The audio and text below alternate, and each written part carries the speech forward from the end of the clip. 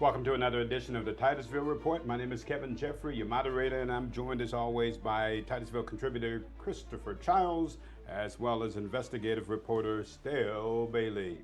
And so we coming into this week in Titusville, there's just some interesting things. Now, last week we talked about the issue with the mayor over the misuse of the office and doing the ball, and so that did come up at the city council meeting, the past city council meeting.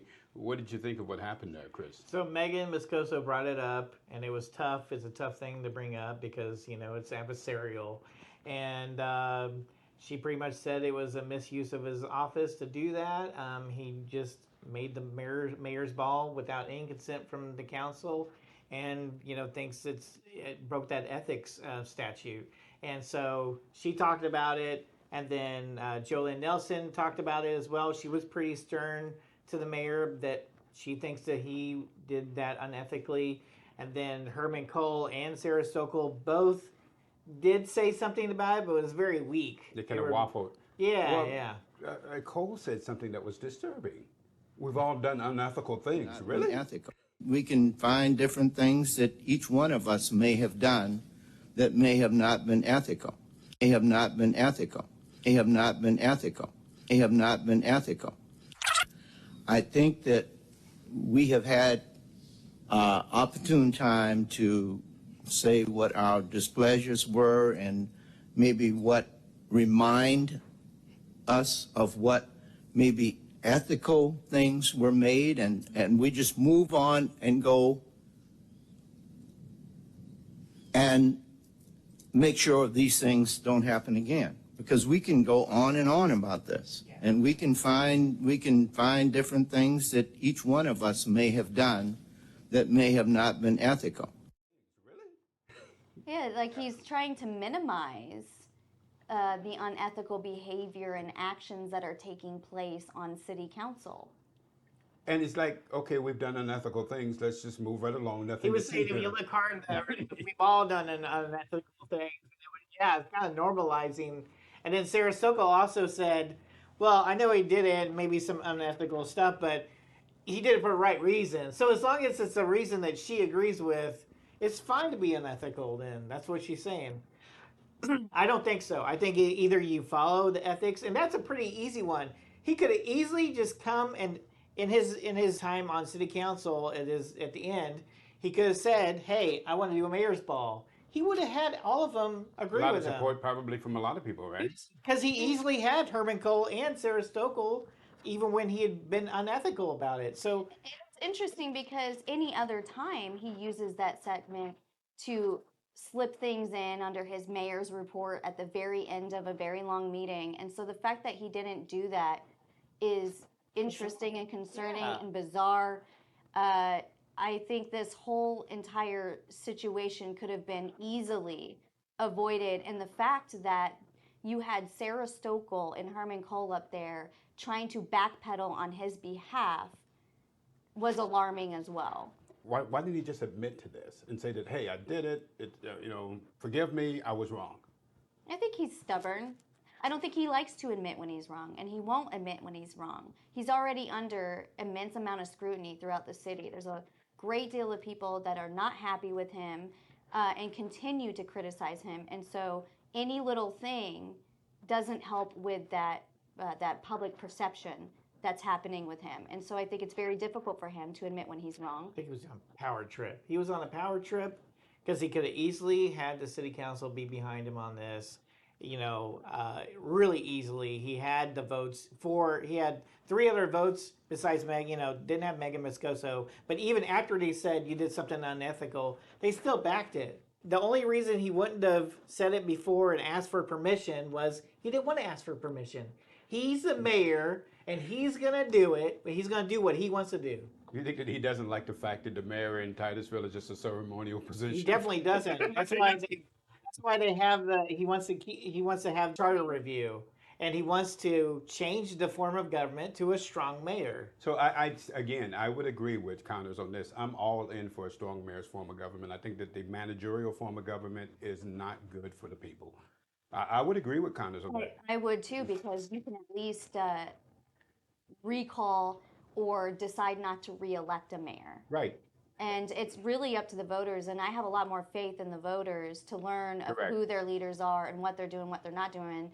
I think with this mayor's ball, though, what I don't think people are really grasping and understanding, because what they try to do is they tried to hide the real situation with the fact that it was because of the organization. And this is a tactic that they use. They'll say, well, how dare you guys attack the veterans? And not one person is attacking the organization, Right. the veterans, the people involved. Nobody said that this was a bad organization. It's just the fact is the fact. And what he did was unethical. If it was any other organization that you didn't agree with, you run into a conflict of interest issue, and then other issues on top of that. The problem is you begin to say that the end justifies the means.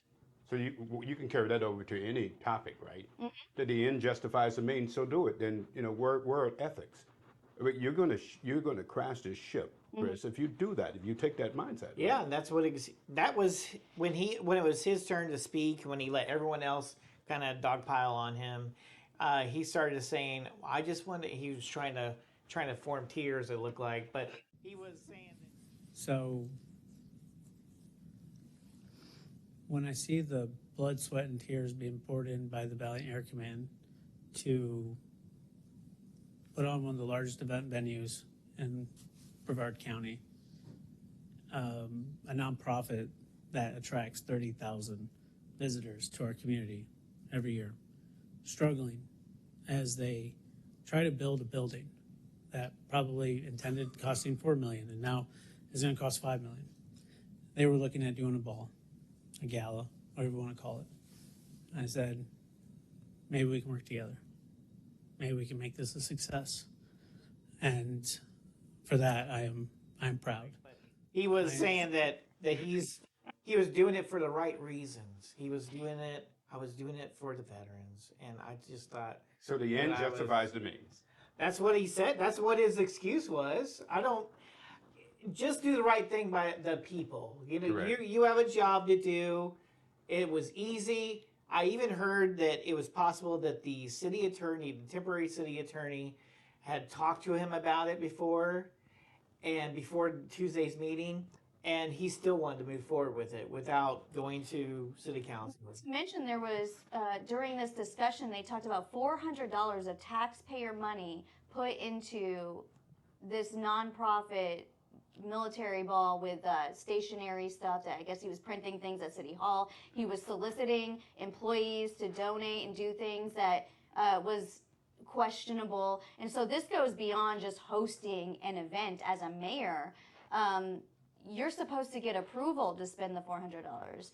And if it was anybody else, it's crazy because they don't uphold the same standards for one another. Could you imagine if Councilwoman Moscoso did something like that? Well, she would be fried. Yeah. Tarred and feathered for sure. It wouldn't be a good look. Now, there could actually be ethics complaints filed against the mayor if any Titusville citizen decided that they wanted to file that ethics complaint. And how would they do that, still?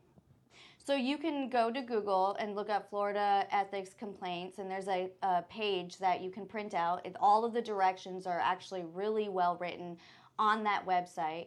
You print it out, you write out your ethics complaint, and then you have to get it notarized. And then I suggest that you certify mail it to Tallahassee. And so then you wait a little bit. Sometimes it could take a week or 2 weeks, and they will respond to it. And they will say that they've either accepted it for investigation or they'll give you a reason of why it wasn't Now, accepted. it has to be a Titusville citizen, correct? in It this doesn't have situation? to be a Titusville citizen, but I will say that it's not a perfect system. And they will try to use things like you're not a resident as an excuse as why the complaint is invalid. But I don't want that to discourage anyone. Sometimes I've filed something once, twice, 3 times, and I've revised things. You want to list things like the statute that he violated, for instance. And if you don't remember that, just ask Christopher Childs. He put it on last week. And then they quoted it during the meeting. Even the city attorney was quoting it, and I was glad to help. in that way. I think he would have already known what it was. And Hopefully. yeah, it was weird because not a guarantee. Joe Lennon looked it up and thought it was criminal, but he reminded her that it is an ethics thing. So, and he kind of said like, well, it's just an ethics thing. Well, Jazz, I mean, it just keeps adding up. It adds up and it adds up. So when you normalize this behavior, it becomes problematic because they don't know what's normal behavior and what's not normal, what's ethical, what's not because they've gotten away with the unethical stuff for so long. And this is how corruption thrives. This is how dysfunction thrives. So if you don't nip it, like how Sarah said, nitpick it. To keep on like going and nitpicking, I think we're going to stifle any momentum that we're having. If you don't nitpick it now and get ahead of it, it turns into what you see Titusville is today. Or to use another scenario, you don't hijack it. Hijack it now. It just keeps spreading. So that brings us around, and so we have some questions about, again, they just keep spending. It looks like that we're going to have another tax increase. I know that they just are foaming at the mouth to do that, but they continue to spend money. Now we go back and we look at the questions surrounding this position with the propaganda officer and the amount of money that was authorized. So they authorized, so there's some confusion about this. We thought that the $89,000 that was authorized was to the propaganda officer herself, but it seems that there was a firm that was that they hired during that time in 2024, and at the same time, they are paying this officer to actually do the same thing. Am I wrong? Yeah, last year they said, hey, we need a public relations type, thing. So I can't remember, it was like maybe 50,000 plus, some other stuff, but they authorized the PR firm. But at the same time, at the end of last year, they increased the PIO, and she works directly for the police chief. I believe she reports directly to the police chief. So she worked for Titusville Police Department as their public information officer. It was a different title. It wasn't titled exactly that.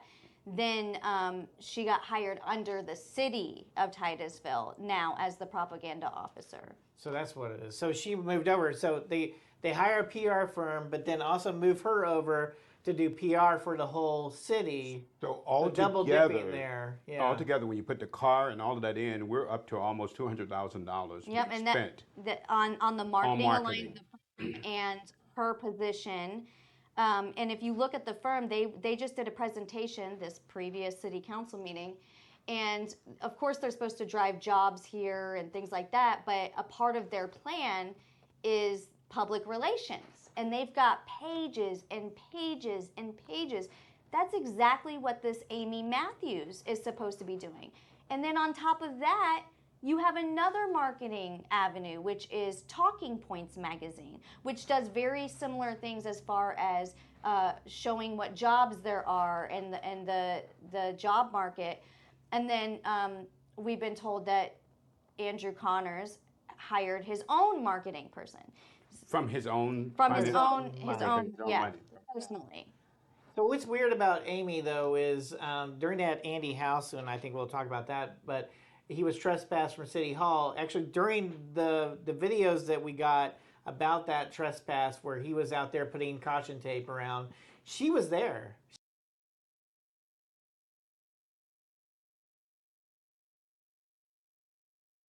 She was on site. And why was she there? I never She offered him figured it out. water because he was hot, but she was there from the start, right around the chief, walking right behind him. I don't know. Was that to prove that we're against the citizens? I think she saw half the police department out there and said, "This is a PR nightmare." Yeah. And I had to go out there. But still, like, why do you What- need? I what think do you why need she need to be out there. I have no idea. She's been found in different questionable places, like at the Titusville Police Department when people are getting arrested, taking pictures of them for them. And why would a propaganda officer meant to help with the public image of a city be at the Titusville Police Department doing that? Like, You said it, propaganda officer. oh yeah. She also got a call. Don't forget, she also got a call on top of a big pay raise. And then, And how many people did they pass up for this propaganda position in the city? what's weird too is I think there's a public request or public information request that shows that she has a lot of mileage that she's putting on the car too. So I'm not sure how much time she's spending in the office. So that's kind of a strange. So where's she going? I think the mayor has done a lot of videos all over the place. Is she following them around? Is that why she's going and using the car so many places? All of this is important in as much as the amount of money that is being spent by Titusville. Now, we're getting people that sign in on Brevard News, and they're concerned about the taxes. We've had several people that are saying they cannot afford the taxes. It's too much. And so now you have all of this spending, and there's no accountability for it. They just spend willy-nilly like it's no big deal. And they're going to come back again, and we're going to talk about this, and they're going to raise taxes again, yet 8 of the last 9 years. Well, we talk about nepotism quite a bit on here, and we talk about how a lot of friends are getting these job roles when they're passing up these employees that have been with these local governments or the water departments for 20, 30 years that have even more experience than the people they're putting in director positions and in these higher up positions and giving them significant raises. And that's also problematic. So if you're an employee tuning in, know that we see you, we hear you, and we appreciate what you do, and we know that you're the glue that keeps these cities together. And if you have anything that you want to report to Brevard News, we'll be more than happy to hear it. Just go on our site. You'll see a phone number that you can call there, and we'll be more than happy to get that information out. And so you have Andy House, who appeared before a magistrate last Monday, and again, the magistrate pretty much proved this was a big nothing burger. Why did they mess with this guy? Well, I don't know if it was the magistrate. It was the temporary city attorney that was there to represent the city, and Andy House was there, and they had paused the hearing so they could, the city attorney and him could talk, and they worked out a deal. He pled, he kind of agreed to, because he wanted the trespass to be revoked, and essentially he got that. It's just they wanted to say, hey, you can't put it, because he put up caution tape around the trees and stuff on US 1. And he was taking it down when the cops came there. But so they wanted to modify because I talked to him afterwards, and he said that they wanted to talk to him about modifying the trespass so that he can't put up signs and he can't blare his music. And so they wanted to keep that in the trespass. So basically, he can come back to City Hall property, but he can't blare music, which you can't anyway. Right. And you can't put up signs on trees, which you can't do anyway. And you can't murder people. He added, put in there that I can't murder or assault people. Well, in a nutshell, that's it, that he understands that he can protest, but he cannot affix anything to the building or to any of the poles or signs. He cannot block any of the walkways or the stairs or the ramps or the sidewalk or the parking areas with any temporary or permanent structure, and that he understands that he cannot have his motorcycle here with his music blaring to the point that it's heard inside City Hall and is disruptive.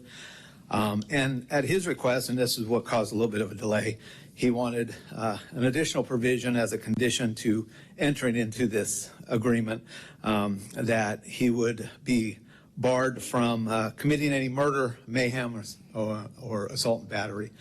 And so it was so funny. The camera came back on, and the city attorney's there going, and a trespass will be that he cannot murder or assault or hang signs. And I was like, what did this guy do again?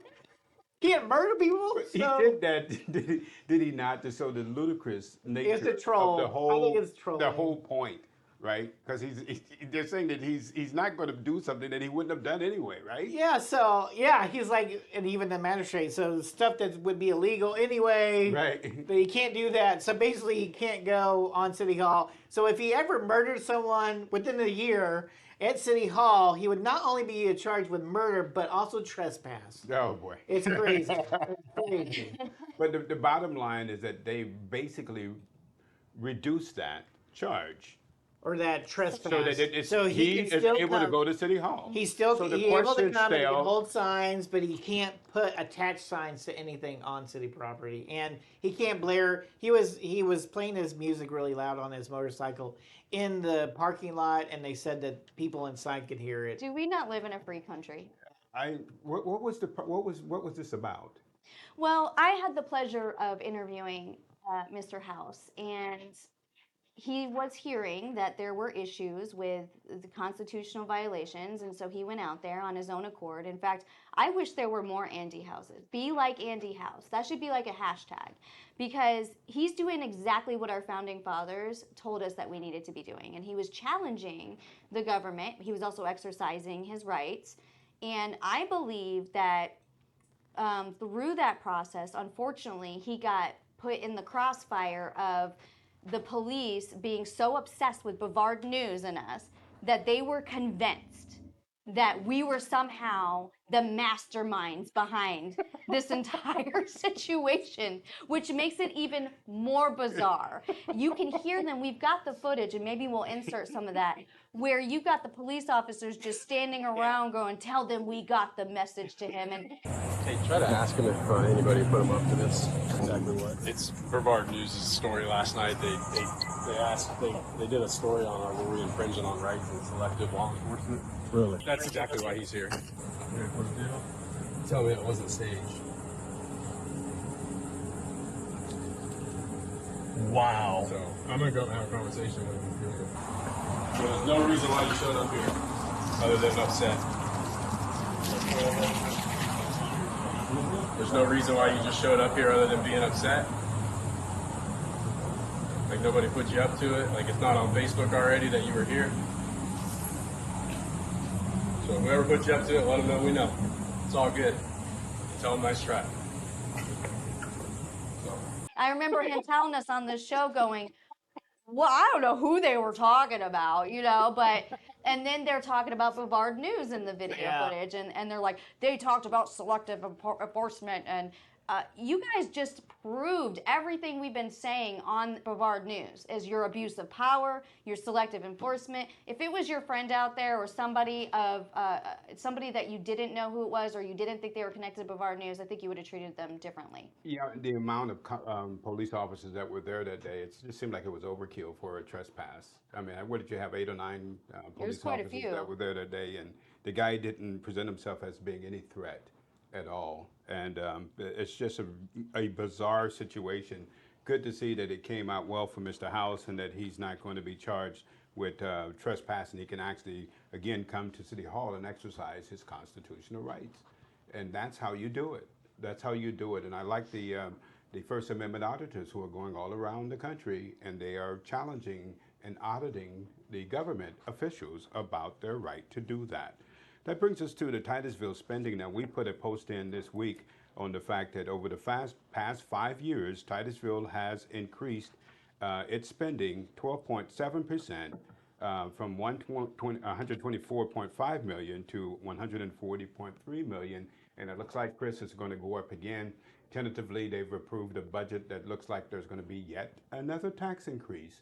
And Titusville, you talk about tax and spend. This is what this city is. Until otherwise notified, or actually they show otherwise, this city is addicted to spending.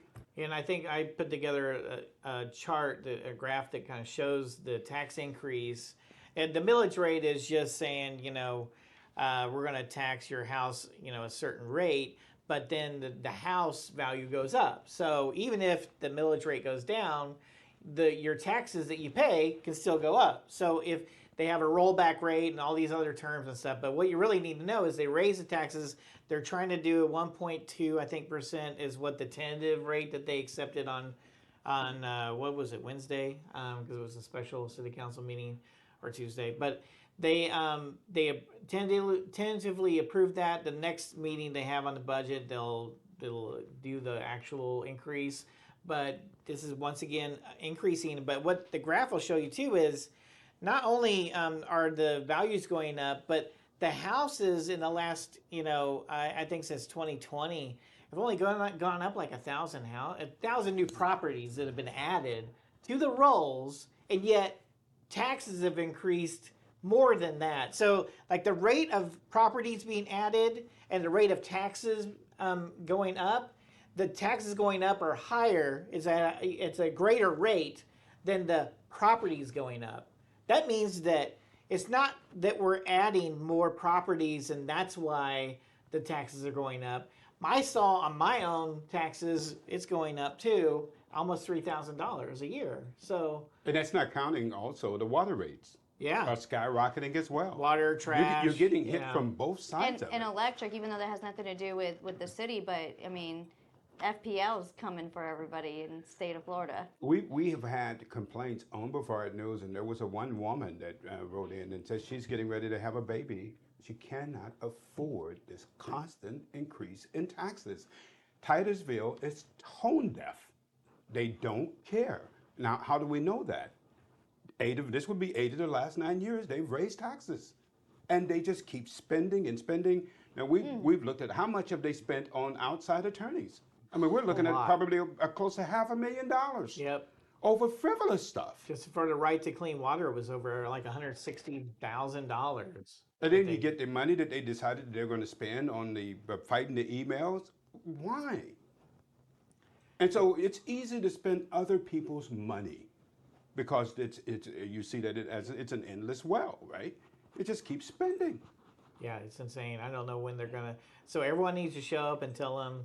When is cut the some next stuff. the next I meeting? think it's I don't It's, know. it's, I it's, think this it's, is tentative, right? There's another Yeah. budget meeting coming. Yes. And if the citizens, if you want this to stop, they're going to have to show up and tell the city no. Yep. We'll put it in the comments on this video. We will but- put that information in the comments, and that you'll know when to show up. And if you love taxes, you love spending, just don't show up.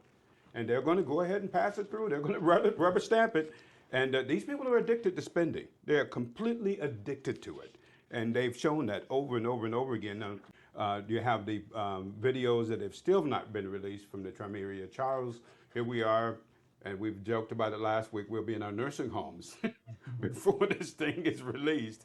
Chief Lauer will be in his nursing home vowing, no, I'm not releasing videos. This is unbelievable. And people tolerate it. We talk about your taxes going up. They're going to go up even more because there's going to be lawsuits for public records and More lawsuits are coming on Yeah. the way. I mean, they've not solved the case with the Lowry guy. They haven't settled that case yet, have they? And I don't think that case has been tied off yet. And now you still have this case with the Tramiria Charles. And so you're going to probably have more cases because of the way that they handle things. yeah, it's not just the Charles case that's going to be coming probably down the pipeline. But I think you're going to start seeing things like public records and people actually starting to hold the city accountable for trying to manipulate and not giving records, because there's people that have records and they know they're not giving over certain records. And so there's been a mess with that.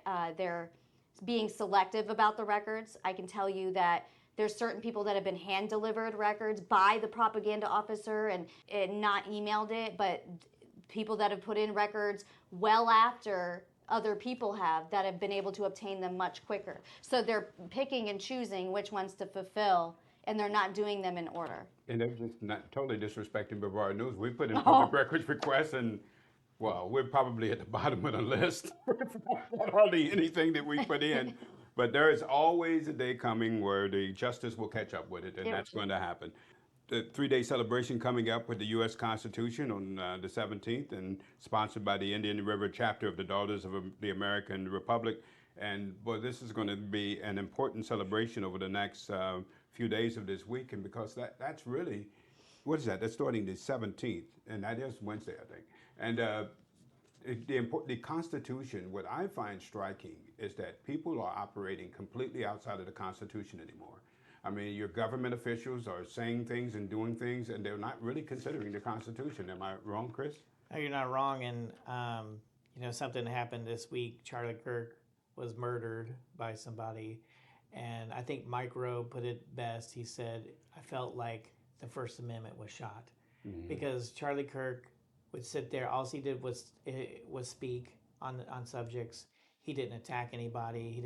He wasn't physical with anybody. He didn't run for office. He supported, certain candidates, but all he did was talk. And so to have that happen, and then, we have the Constitution Day coming up, it's really, I really felt like not just Charlie Kirk was attacked, but the whole idea of our country was attacked on that day. Well, and you see that in a day of tyranny, the truth is a revolutionary act. People do not want the truth to come out. The truth is like having an AR-15 to a lot of people. They do not want you to talk. And we've seen that still with BrevardNEWS. People have come on us, shut up, shut up. I wish they shut this thing down. Why can't we even talk? No, they don't want, if they don't agree with you, they don't believe that you should be able to speak. And it's really just a bad time that we're in now. We even received threats. I mean, you were threatened. Yep, in the Your inbox. life was If it was anyone else in their little, their good old boy network, they would have taken it very seriously. But you'll notice how they're very selective in their enforcement and what they look into, what they don't, how they enforce things. And same thing with the Constitution. They're selective about who they want to have freedom of speech and who they don't. And we're in a really scary time where words turn into action like that. Right, and just putting the words out there, putting the truth out there. I mean, I see us, all we're doing is just shining a spotlight on what's going on. And as I've always said, we had roaches when we were younger, and people, when you turn on the light, roaches, they run for cover. And that's what's happening. And the people do not love, they hate the truth. They hate the truth more than they hate anything. And they're willing, many people, to do some extreme things to stop anyone who's telling the truth. Show me where I'm wrong on that, Chris. No, you're not. And it's just sad that that's what it's come to, because I had people too that I saw comments saying, it wasn't just his speaking of why he deserved to be murdered, but his actions of helping someone get elected. And I thought, so I should be killed because I helped someone get elected too? Right. I voted for the president, so do I deserve to die? Right, just because it disagrees with your view? Yeah. Exactly. This is crazy. That's what they were saying. These are people who live here in Brevard County, and they said that.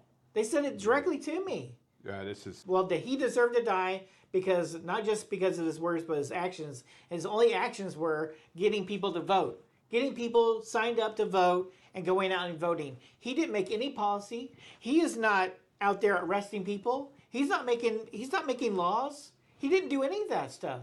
So I'm ashamed of some of these people that live in our community who see it that way. And I'm beyond words on that. And I'm completely beside myself this week on that. One of the things that's troubling is nobody has stirred the hearts of these kids like this guy did. I don't care what you say, whether you're left or right or wherever, no one has stirred the hearts of this young generation like this guy did, Stell. And so I guess they wanted to shut that down, looks like. Yeah, they don't like influence anywhere. And again, I don't think this is a left or a right issue. This is a right and a wrong issue. And we talk about that every time on here because everyone wants to make it we've been called both things. We've been, called conservatives and libtards and whatever words you want to put to it. But at the end of the day, it's right versus wrong, and they do not like any kind of influence. They want to be able to steer that narrative. They want to be able to keep the spotlight away from their wrongdoings and anything, that could make people critically think. Like if you're actually thinking and questioning, that's problematic for a tyrannical government. Because if you start questioning things, that's when you start realizing and it starts opening your eyes to things that are happening in your own backyard. Yeah, and the thing is, and we'll end with this, the truth needs no protection. I was told many years ago, the truth is like a lion. You set a lion outside of a door, it doesn't need any protection. Just tell the truth. It is strong, it is bold, and it can't be stopped. And no matter what you do, you're not going to be able to stop the truth. I guess you'll try to kill it, but you'll never be able to stop it. And that makes a big difference. We'll end our segment on the Titusville Report. On that note, thanks for joining us. And